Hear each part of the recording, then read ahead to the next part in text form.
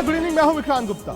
ये दोनों चेहरे हंसते मुस्कुराते, एक तरफ कपिल देव, दूसरी तरफ सौरव गांगुली, दो बड़े कप्तान, भारतीय क्रिकेट की दो बड़ी शख्सियतें। लेकिन आज ये आमने सामने हैं क्योंकि कपिल देव ने यह कहा है कि भारत का अगला कोच तो देसी होना चाहिए, लेकिन उन्होंने ये भी सवाल उठाए कि आज राहुल द्रविड़ और सौरव गांगुली कोच बनने की बात क्यों करते हैं। अगर आज वो देसी कोच बनने की बात करते हैं तो 15 साल पहले उन्होंने विदेशी कोच क्यों बनने दिया था।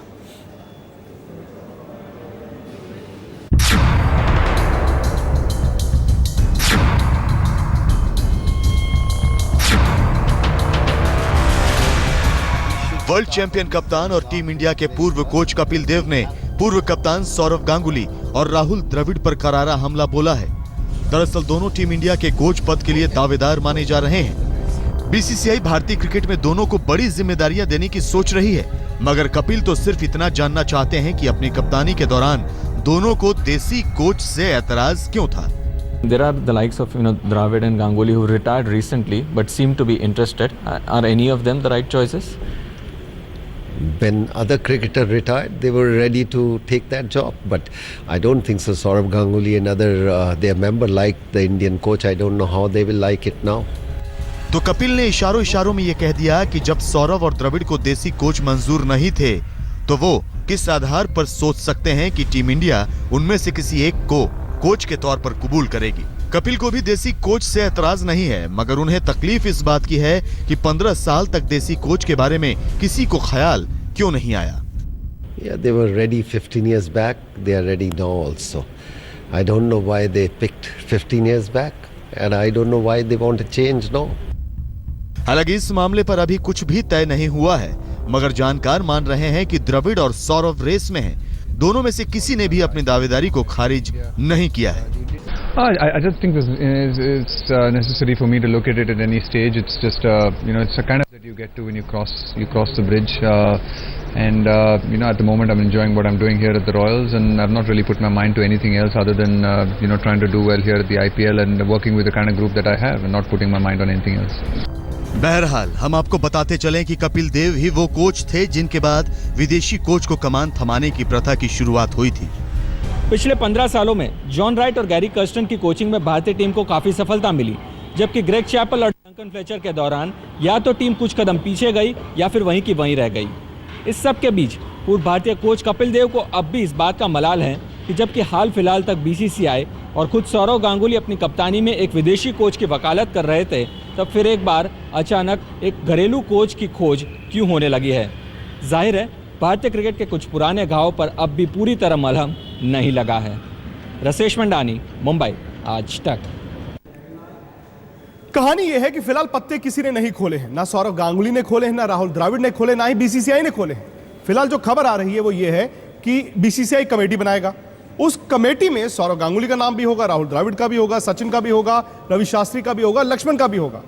इनमें से आगे भारतीय क्रिकेट में क्या करना है तय किया जाएगा। कपिल देव का नाम नहीं है उसमें, कपिल देव का नाम नहीं है। क्या कपिल पाजी को इस बात का मलाल है कि भारतीय क्रिकेट को चलाने वाली कमेटी में मेरा नाम नहीं है, या फिर उन्हें वाकई में इस बात का मलाल है कि 15 साल पहले जब वो आखिरी देसी कोच थे, उसके बाद जॉन राइट बनाया गया, उनको गलत बनाया गया। क्योंकि वो दो बातें कर रहे हैं।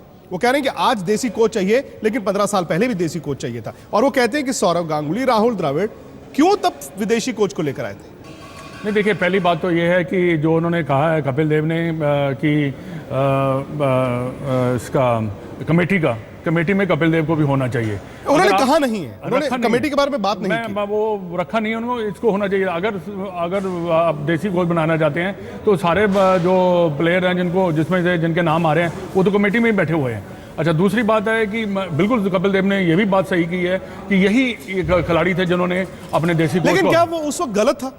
क्या उस वक्त वाकई में देसी कोच चाहिए था? देखिए, विक्रांत, आपको भी पता है कि आपका कोच उतना ही अच्छा जितने आपकी टीम अच्छी है, आपके पास एक ग्रुप अच्छा प्लेयर आते हैं। तो वो जॉन राइट ने क्या किया यहाँ पे आकर? नहीं, लेकिन वो सफल। मैं आपको आंकड़े दिखाता हूँ। देखिए अब कोच की मैं आपको बता, कोच एक जॉन राइट और एक गैरी कर्स्टन, उन्होंने बाहर जाके कितनी सीरीज जिता दी है मेरे को देखिए। भारत ऑस्ट्रेलिया में अच्छा खेला, भारत इंग्लैंड में जाकर जीता सीरीज। हालांकि उस वक्त विदेशी कोच नहीं था इंग्लैंड में, भारत ने दक्षिण अफ्रीका में जाकर सीरीज ड्रॉ की। नहीं, देखिए, ये आंकड़े हैं मदन जी, ये आंकड़े हैं 2000 के बाद के। विदेशी कोच के साथ, भारतीय कोच के साथ वनडे और टेस्ट मैचों में मैं जीत परसेंटेज आपको दिखा रहा हूं। हालांकि ये विदेशी कोच के साथ थोड़ी बेहतर है, शायद ये भी एक फैक्टर रहेगा कि 2000 से लेकर शायद 2010 तक भारतीय क्रिकेट टीम बड़ी शानदार थी। हाँ, बिल्कुल। और टीम जीतती रही, ये भी एक फैक्टर है। लेकिन आप ऐसा क्यों कह रहे हैं कि जॉन राइट और गैरी कर्स्टन के आने से भारतीय क्रिकेट आगे नहीं गई? नहीं, आगे देखिए, आगे तो कोई देसी कोच भी लेके जाते थे, वो भी आगे जाती, क्योंकि जैसे आपने कहा कि इस दौरान 2000 से लेकर 2012 तक गेम जो टीम थी काफ़ी बेहतरीन थी। बाकी जितने भी खिलाड़ी थे काफ़ी ज़्यादा मैच्योर हो चुके थे, टीम एकजुट बन चुकी हुई थी। पर फॉरवर्ड जरूर गई है, पर यह है कि देखिए जो कोच का मुद्दा है, जो कोच जो है सबसे पहले उसको एक एक्सपीरियंस होना चाहिए। जो हमारे उस वक्त जो है हमारे जो कोचेस थे, इतना ज़्यादा एक्सपीरियंस नहीं था। कोचिंग जो है, तो आपका मानना है कि आज देसी कोच चाहिए? आज अगर भारतीय कोच है, आप कहते हैं वक्त वही मांगता है। देखिए, देसी कोच चाहिए तो फिर ऐसा चाहिए जिसको कोचिंग का एक्सपीरियंस है, जैसे राहुल द्रविड़ का जुड़े हुए हैं इनके साथ। और अगर ऐसे स्टेटस का आदमी जो लेकिन है, उसमें ये सवाल हो जाता है कि आपने अभी क्रिकेट छोड़ी थी, आप अभी कोच बन गए। चलिए खैर, ये विवाद जो है ये थोड़े दिन और गरमाएगा, क्योंकि आने वाले वक्त में कुछ दिनों में भारत के कोच का ऐलान होगा। उससे पहले एप्लीकेशंस आएंगी, फिर ये विवाद गरमाएगा कि भारतीय कोच या विदेशी कोच। नहीं दादा, खुद नहीं बनेगा। अब बैंगलोर की टीम भी जो है गेल के साथ साथ नाचना शुरू हो गई है। टीम जो है आखिरी 3 में पहुंच गई है फिलहाल, हालांकि आगे पीछे हो सकता है, लेकिन क्रिस गेल ऐसे ही खेलते रहे तो फिर बैंगलोर को रोक नहीं आप सकते। अभी हैदराबाद ने भी मैच जीत लिया है। अब हर मैच के साथ साथ आगे पीछे चल रहा है। हैदराबाद ने राजस्थान को हराया है। मॉर्गन ने 63 बनाए, शिखर धवन ने 50 रन बनाए। 7 रन से इस मैच को हार।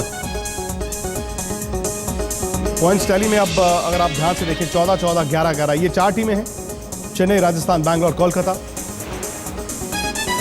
हैदराबाद और मुंबई अब पीछे पीछे लग गए हैं। दिल्ली के पास आज मौका है, उनका मैच है आज कोलकाता से। अगर हार गए तो फिर दिल्ली के लिए भी आगे जाना मुश्किल हो जाएगा। हैदराबाद की जीत में आज कौन वो खिलाड़ी है जिसे ज्यादा का फायदा होगा, यानी कि परफॉर्मर आपके बड़े टीवीएस जुपिटर ज्यादा का फायदा आज है मॉर्गन। 63 रन 28 गेंदों में। इंग्लैंड के ये कप्तान थे वर्ल्ड कप में और फॉर्म में लौटे हैं, क्योंकि ऊपर से शिखर धवन वार्नर रन बना रहे हैं, और अगर नीचे आकर मॉर्गन इसी तरह पारियां खेलते रहेंगे तो फिर टीम को भी इनके खेल से ज्यादा का फायदा ही होगा।